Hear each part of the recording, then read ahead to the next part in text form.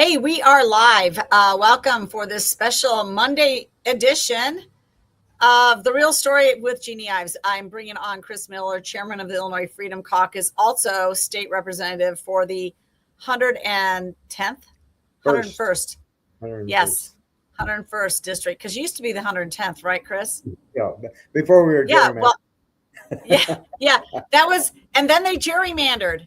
And actually, guys, that's our topic today. We're going to talk about the gerrymandering discussion that's going on in Texas that has now made its way to the state of Illinois because, of course, Governor Pritzker has invited at least 30 Democrats, Texas House Democrats, to come find sanctuary in Illinois. And, Chris, I was at that press conference last night. It was only about 3 miles from my house, and I decided to show up. So there was a gaggle of press there. The Houston Chronicle was there. I met a very, very nice reporter from them. Believe it or not, she grew up in Buffalo Grove. So when they asked her, hey, do you want to come down and just check out what's going on in Illinois with these Democrats that are coming to Texas, she's like jumped at it because she could go home, visit her parents for a few days and report on this Texas issue.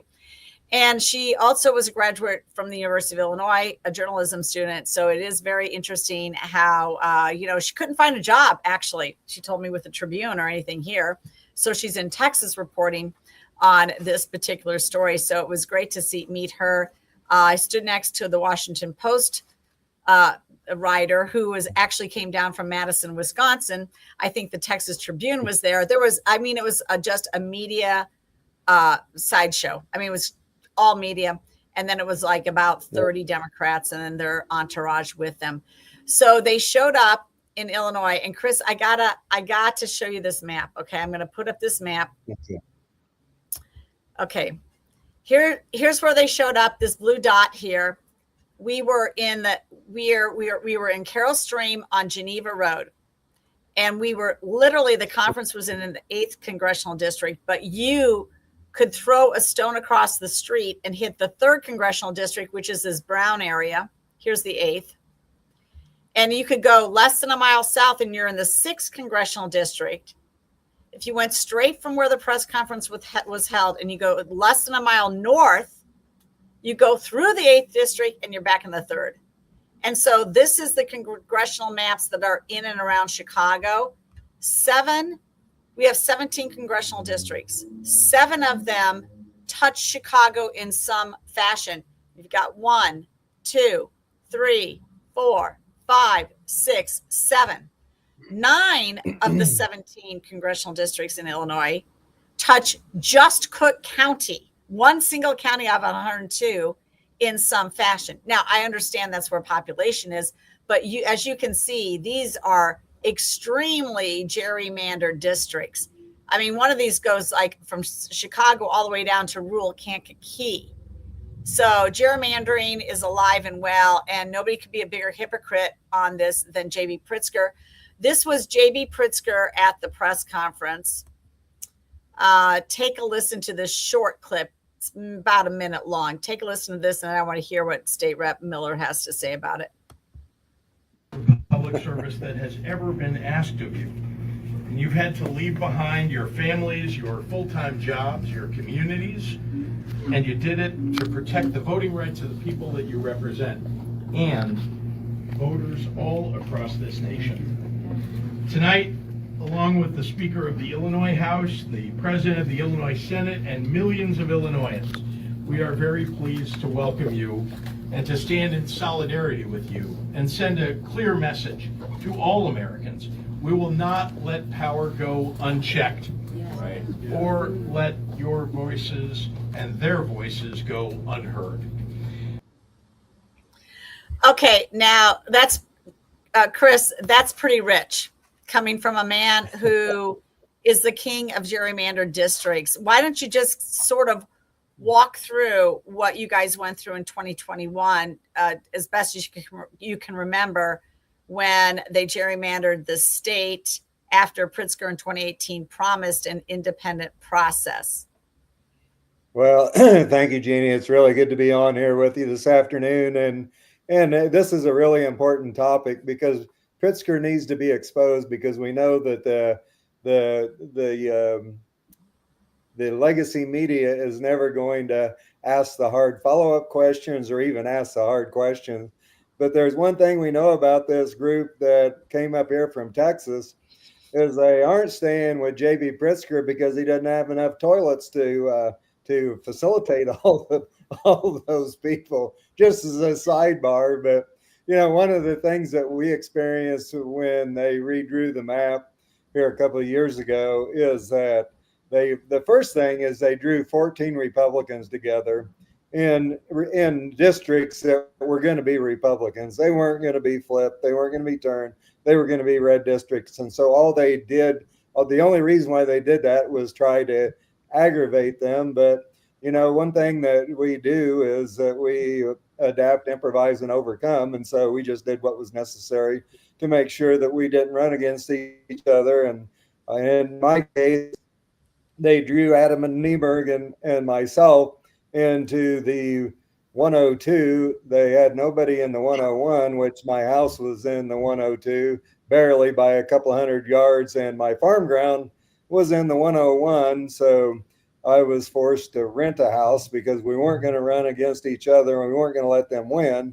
And so that's how we dealt with it. We just did what we needed to do, and Adam's doing a great job, and hopefully I'm doing a great job representing the people of our district. Yeah, no, I mean, so the point here, though, is one, I mean, obviously, Texas, because I did talk to a representative down there and I asked them pointed questions. Actually, they had some media people with them. And he said, look, the Texas Democrats or the Republicans are also pitting Democrats against each other to run in a primary. Now, that typically happens. In the case of you, though, what Pritzker and his Democrat colleagues did was particularly mean-spirited and vindictive. Because you're an outspoken voice, and possibly because your wife is a congresswoman, they went after you when it came to redistricting. Like you said, your farm ground was in one district that would have forced you to run against a colleague of yours, Adam Nieberg, and your house was in that district against Adam Nieberg, your old district, and your farm ground was in the new district. They literally split your own individual property in half, just to force you to have to find another place to live in your new district, which you have done, or force you to run against a colleague. I mean, and that's going to be Republican regardless. This is how petty they got. When they redrew the maps, they drew me out of the 6th congressional district, thinking that I might possibly run against Sean Casten again. They redrew that map by 3 blocks. So I'm now in the 3rd, which stretches from Elgin way into Humboldt Park of Chicago. Nobody is worse on this issue of gerrymandering than Governor Pritzker. That's very true. And, he's struggling to be relevant. And really, a lot of this boils down to that he has a very severe case of TDS, Trump derangement syndrome. And the foundation of all this is he's trying to be relevant. He's not relevant. He's not ready for prime time. He thinks he wants to run for president. I don't think he can buy that many friends, Jeannie. I mean, he was able to buy Illinois, but President Trump did get, I think, close to 300,000 more votes than J.B. Pritzker did. So I'm not sure why he wants to be so sanctimonious, thinking that he's a big deal, because he's not a big deal. Oh, no, he's not a big deal. I take that back. He is a big deal physically. Yeah, well, he's slimming down for some reason, and somehow, who knows? But yeah, I mean, yeah, no, this is ridiculous. And then he's providing sanctuary to Texas Democrats. He's provided sanctuary to criminals. He's provided sanctuary to illegal aliens. And then he's vowed to support them. And you speak about him having TDS, Trump derangement syndrome. That was actually the talking point last night that every single speaker mentioned, that this is Trump's doing. This is Trump trying to draw more congressional districts to his favor.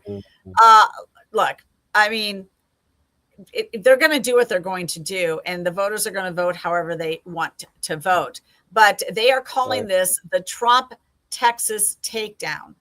And you can bet that that's their latest slogan at their newest rally that they're going to roll out across the United States. And they essentially say Trump is going to try this in other states. I actually don't see that that's happening. It was interesting also, Chris, though, that the Texas Democrats, when you talk to them individually, and I did last night, they have no plans about how far this is going to run its course, what it's going to take. They're getting fined $500 a day per session day that they are away. Abbott is now saying that he is going to vacate their seats and call them, absent. That should force a conversation. They're committed to being here until the end of this current session, which is about 2 weeks away right now. They're racking up what appears to be could be about $1 million a month in terms of those fines and living expenses if they stay away. Somebody's funding this, and it's pretty pathetic.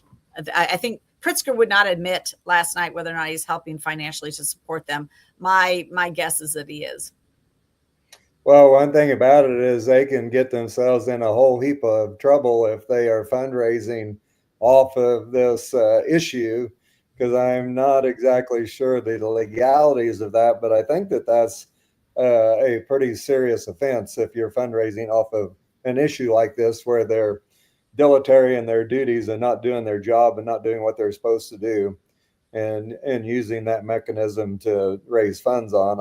I can't remember the statute and the details, but I know that it's a pretty serious offense. Well, I want to bring up some other statistics because sometimes, when you do the numbers, they don't necessarily lie. They just inform. And so I did look at it. In the Texas House, there's 150 seats. 62 are Democrats. They're the minority, but that represents 41% of the seats. Congressionally speaking, they have 38 districts. 13 are Democrat seats, which gives them 34% of the seats available, right? And okay, so 41% in the House, 34% congressionally. That's fairly close, right? That's under double digits. Yeah. You're only talking 7 points apart. In the Illinois House, however, 118 seats, the Republicans are in the minority, actually the super minority due to gerrymandered districts. There are only 40 Republicans, which is 34% of the seats. But when you look at our congressional apportionment, we have 17 congressional seats. Only 3 are controlled by Republicans, or 18%. This is, it's not even close. Which state is more gerrymandered? And when you look at that, the state that is more gerrymandered, that has Democrats in 100% control of the state, is doing terrible on fiscal policy. Horrendous. The latest was that I guess our GDP actually was down 2.2% when overall the US was up 3%. As you know, we're always the bottom 5 in categories where you want to be in the top 5, and we're the top 5 in categories where you want to be in the bottom. Yeah. Well, that's one thing about J.B. Pritzker. This is I would guess a shiny object to look at to try to get people off of what he's actually doing in the state of Illinois. He's actually destroying the middle class, and he's already well on his way to destroy security, quality education, economic opportunity, energy independence, and those are all drivers. Especially the energy aspect of this is, anymore our electric bill is close to a mortgage payment in reality, if you think about it. And he is absolutely systematically destroying the middle class here in Illinois because of bad public policy, and people are voting with their feet. But I think this whole gimmick that he's putting on right now is just a show to try to get people looking at something other than what he's actually doing in real time to the citizens here in Illinois. Yeah, no, I think at the national level, it's the same thing. This is another one of their attempts to change the narrative. And when Trump is just, going gangbusters in terms of his tariff policies, security, getting NATO to pay up, unleashing American energy, you name it. He has had a fantastic 6 months, unlike any other president in the United States. And he's also leading a cultural revolution as well at the same time, bringing back common sense policies when it comes to women in sports and bathrooms between genders being separated. I mean, there's just a plethora of stuff that he's doing right. Chris, since I have you here, just a real quick thing. I want people to realize that Chris Miller has basically led the charge to ensure that we did have adequate electricity, and the Democrats refused to come to the table and even have a comprehensive hearing on our energy needs. You put out that missive back in May. They ignored you. Are you hearing anything from them now? Are they willing to have a conversation about it and comprehensive hearings, or are they just going to go ahead and add more misery and pain for taxpayers and ratepayers by going full force grid scale batteries?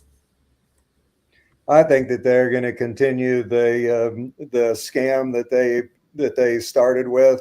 You know, it's really hard for for proud people to admit that they were wrong. And like I say, you know, we all tried to warn them before they started down this false narrative. You went along with visits to the solar fields, the wind farms, the coal fire plants, to Prairie State and the other coal plant, and we tried to warn them that this would never work, and they ignored us, and now they're up to their eyeballs in this, and it's a complete and total disaster built on a faulty foundation that all this climate change nonsense, CO2, methane gas, that all this is a real problem, and it's not. It's a house of cards. It was going to fail from the get-go, from the start, mainly because it's not built on any truth. It's all built on lies and deception.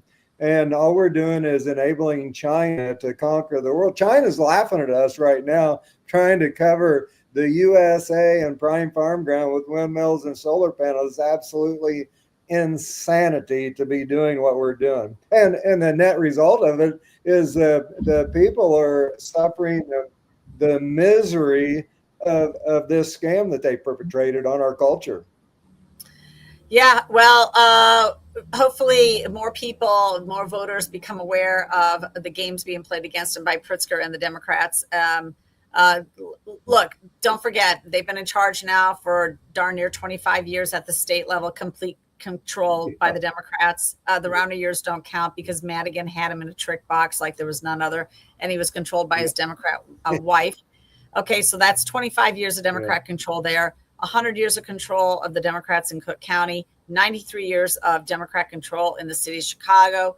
And so this is what you get when you vote in these type of people. They're only looking out for themselves. They don't care about the people they say they want to represent. So time for voters to wake up and look at all these stunts that they're playing now with the Texas Democrats fleeing to Illinois. It's just so laughable. I find it really funny. And honestly, I think the media in that setting, I think they understood the game being played here. This was just buffoonery. Right. They looked ridiculous. They looked so stupid walking off of a major big bus into this little Democrat headquarters in Carroll Stream, Illinois, with the governor. They looked so stupid, so unstatesmanlike. That's the truth. Mm-hmm. It was pathetic. That's how it should have been reported. I got it. Pathetic Texas Dems joined pathetic Pritzker. Have I said enough? Yeah, I think it's important to know that's not a look. They're bona fide stupid. All right. You got the last word. With that, we're going to leave you. Thanks a lot for joining me, Chris, on this important Facebook Live about this important topic. Appreciate you. Thanks for having me. This is good stuff. It is great. Take care. Okay, you too. All right. Bye. Bye-bye. Okay, that's it, folks. We'll see ya.